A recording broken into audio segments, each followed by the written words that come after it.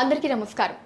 So ప్రస్తుత విద్యా విధానంలో వస్తున్న మార్పులు అండ్ అలానే ఇంజనీరింగ్ ఎడ్యుకేషన్కి ఉండేటటువంటి ఇంపార్టెన్స్ అండ్ దాని ఉపాధి అవకాశాల గురించి మనతో మాట్లాడడానికి మేనేజ్మెంట్ మరియు ఇంజనీరింగ్ విద్యలో అపార అనుభవం కలిగి ఐమా లైఫ్ మెంబర్ అయ్యి అండ్ అలానే కెరియర్ కౌన్సిలర్ అయినటువంటి ప్రొఫెసర్ సిఎస్ శర్మ గారు మనతో పాటు ఉన్నారు. వారితో మాట్లాడదాం. అండ్ అలానే మీకు కలిగే మరిన్ని డౌట్స్ ఏవైతే ఉంటాయో సో దాన్ని నివృత్తి చేసుకోవడానికి స్క్రీన్ మీద కనిపిస్తున్న నెంబర్స్కి మీరు కాల్ చేసి మీ డౌట్స్ని క్లారిఫై చేసుకోవచ్చు.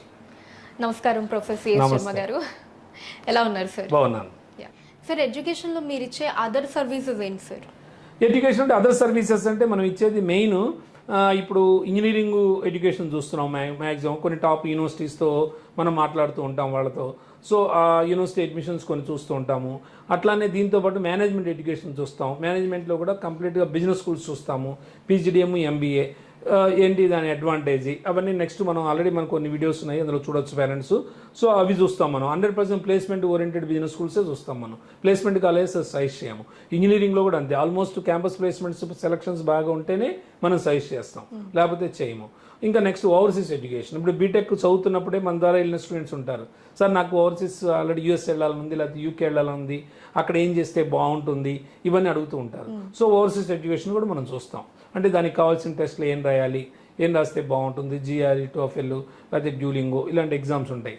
సో వీటికి ఎలా కోచింగ్ ఎక్కడ తీసుకోవాలి, సో నెక్స్ట్ ఎలా రాయాలి, వీటికి ఎంత స్కోర్ వస్తే మనకి మంచి యూనివర్సిటీలో సీట్ వస్తుంది, సో ఈ ప్రాసెస్ డాక్యుమెంటేషన్ ఎలా ఉంటుంది, ఇవన్నీ కూడా మనం స్టూడెంట్కి సజెస్ట్ చేస్తూ ఉంటాం. అంటే మాకు తెలిసింది ఓన్లీ ఎడ్యుకేషన్, ఇంకా తత్మాది ఏమీ మాకు తెలియదు. సో ఆల్మోస్ట్ ఇందులోనే ఉన్నాం కదా 25 years నుంచి. మనం ఇది ఒక ప్యాషన్ లాగా చేస్తున్నాం.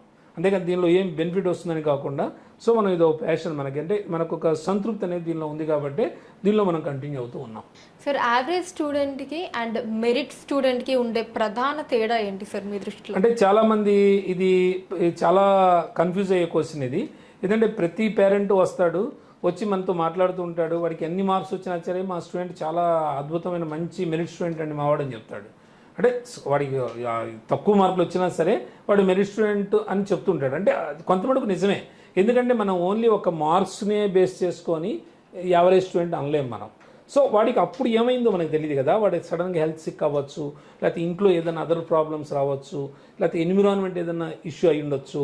సో ఎక్కడొచ్చిందో వాడికి తెలియదు. అంటే మార్క్స్ ప్రాతిపదికనే మనం వీడు మెరిట్ స్టూడెంట్ లేకపోతే వీడు యావరేజ్ స్టూడెంట్ అని చెప్పలేము మనం.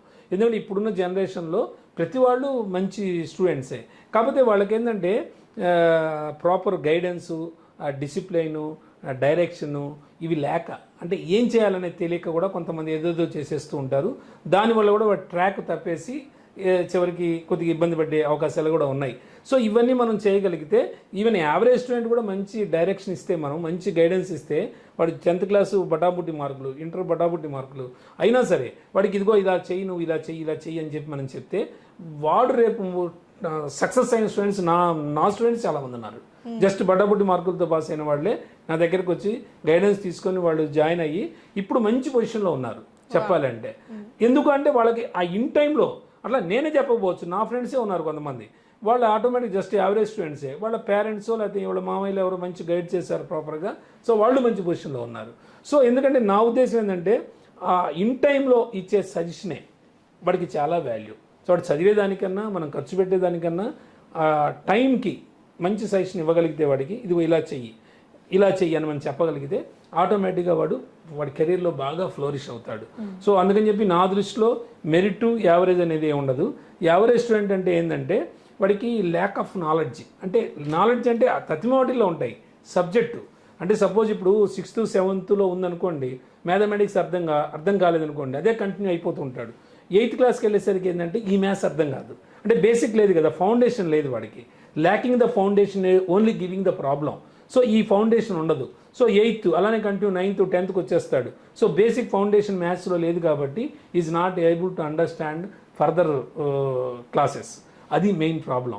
సో ఆ ఫౌండేషన్ ఇవ్వగలిగితే, సపోజ్ 8th క్లాస్కి వచ్చినా సరే వాడు ప్రాపర్గా చేయలేకపోతున్నాడు అనుకోండి మ్యాథమెటిక్స్, అవసరమైతే సమ్మర్లో కూర్చోబెట్టి వాడికి ప్రీవియస్ 7th 6th మ్యాథమెటిక్స్ కొద్దిగా చెప్పగలిగితే ఆటోమేటిక్గా వాడు ఇంప్రూవ్ అయిపోతాడు.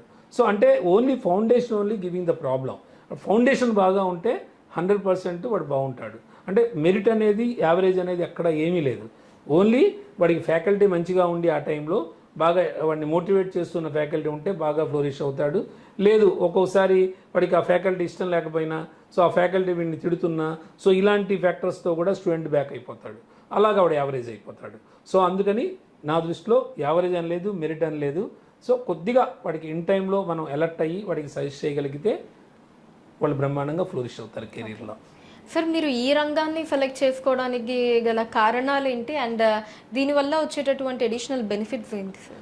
అంటే దీనిలో ఉన్న ఇప్పుడు చాలామంది టీచర్స్ మనం అడిగితే ఏమంటారంటే టీచర్స్ ఏందండి టీచర్స్లోనే ఉన్నారు, మీ శిష్యులే చాలామంది టాప్ పొజిషన్లో ఉన్నారు అని అడుగుతూ ఉంటారు. సో ఎందుకంటే వాళ్ళకుండే సాటిస్ఫాక్షన్ అంటే వాడు కనపడి సార్కి చెప్పినప్పుడు వాళ్ళకి అది వేరు, తత్తిమా ఉండదు కదా. సో ఇప్పుడు అబ్దుల్ కలాం ఉన్నాడు అనుకోండి, ఆ టీచర్ చిన్న టీచర్ అయి ఉండొచ్చు, బట్ అతని స్టూడెంట్ ఒక ప్రెసిడెంట్ అయ్యాడంటే కంట్రీకి ఇది వేరు కదా. సో మాకు కూడా అలానే ఉంటుంది. మనం ఓకే మనం చేయాల్సింది ఏమీ లేదు, ఇంకా ఆల్మోస్ట్ మనం కొన్ని తప్పులు చేశాము. సో ఆ తప్పుల వల్ల మనం అనుకున్నంత రేంజ్కి వెళ్ళలేకపోయాము. సో మనం ఇంకేమీ చేయలేం కాబట్టి జస్ట్ ఈ జనరేషన్కి మనం ఏం చేయగలం అనేది మనం ఆలోచించుకుంటే అసలు మనం చేసిన తప్పులే మళ్ళీ వాళ్ళు చేయకూడదనే ఉద్దేశంతో సో వాడు ఇంటర్మీడియట్ అయిపోయిన తర్వాత ఎలాంటి గ్రూప్ తీసుకోవాలి, ఎట్లా వెళ్ళాలి, సో నువ్వేం చేస్తే బాగుంటుంది, ఇవన్నీ మనం చెప్తున్నామంటే వాడు రేపు సెటిల్ అయిన తర్వాత నాకు ఇప్పుడు నేను బిజినెస్ స్కూల్ స్టూడెంట్స్ నాకు చాలామంది ఉన్నారు. వాళ్ళు ఆల్మోస్ట్ వాళ్ళు వెళ్ళేసి నాకు సార్ వాడు మనం జాయిన్ చేసినప్పుడు అసలు మామూలుగా కనీసం వాళ్ళకి ఒక 1 minute కూడా మాట్లాడలేకపోయారు. ఇప్పుడు వచ్చి మనం ఫోన్ చేసినా వాడు ఇంగ్లీషే మాట్లాడతాడు. ఎవరు శ్రీకాకుళం నుంచి అటు నుంచి ఇటు నుంచి వెళ్ళారు మా స్టూడెంట్స్ చాలామంది. ఇప్పుడు నేను ఫోన్ చేసినా వాడు they speak only in English. So మనం ఎంత హ్యాపీగా ఫీల్ అవుతాం. మన దగ్గరకు వచ్చినప్పుడు కనీసం వాడు నీ గురించి ఎప్పుడు అంటే ఒక 1 minute కూడా చెప్పలేకపోయేవాడు, సార్ నేను ఇంగ్లీష్ మాట్లాడలేను సార్ అని చెప్పేవాడు. కానీ ఇప్పుడు అలా లేడు కదా. సో వాడిని చూసినప్పుడు మనకి ఎంత హ్యాపీగా ఉంటుంది. అలానే కొంతమంది స్టూడెంట్స్ సార్ మీ వల్లే మేము ఇప్పుడు ఇక్కడ యూఎస్లో ఉన్నాము లేకపోతే యూకేలో ఉన్నాము sir, because of you only I'm getting this much of package అని చెప్పినప్పుడు వీ ఫీల్ వెరీ హ్యాపీ. ఎందుకంటే మనం చేయలేనిది ఇంకోటి చేత చేయించగలుగుతున్నాం. సో అంతకుమించి మనకి హ్యాపీ ఏముంటుంది. మెయిన్ ఆ రీజన్తోనే మేము ఈ ప్రొఫెషన్లో రన్ అవుతూ ఉన్నాం. అంటే అదొక బూస్టింగ్ అనమాట. స్టూడెంట్ ఫోన్ చేసి మనకు చెప్పాడు అంటే అది ఆ రోజంతా మనకి బాగా హ్యాపీగా ఉంటాం, మోటివేట్ అయిపోతూ ఉంటాం. సో అది మెయిన్ రీజన్ అదే. అంటే స్టూడెంట్ మనం చేసిన తప్పులు వాళ్ళు చేయకూడదు. సో ఆ ఇన్ టైంలో మంచి సజెషన్ ఇవ్వాలి, వాడు బాగా మంచి ఫ్లోరిష్ అవ్వాలి. సో ఇదే మనది యాక్చువల్గా. మా పిల్లలెంతో మా పిల్లల కన్నా ఎక్కువ ఇంకా ఆలోచించి వాళ్ళకి మేము సజెషన్స్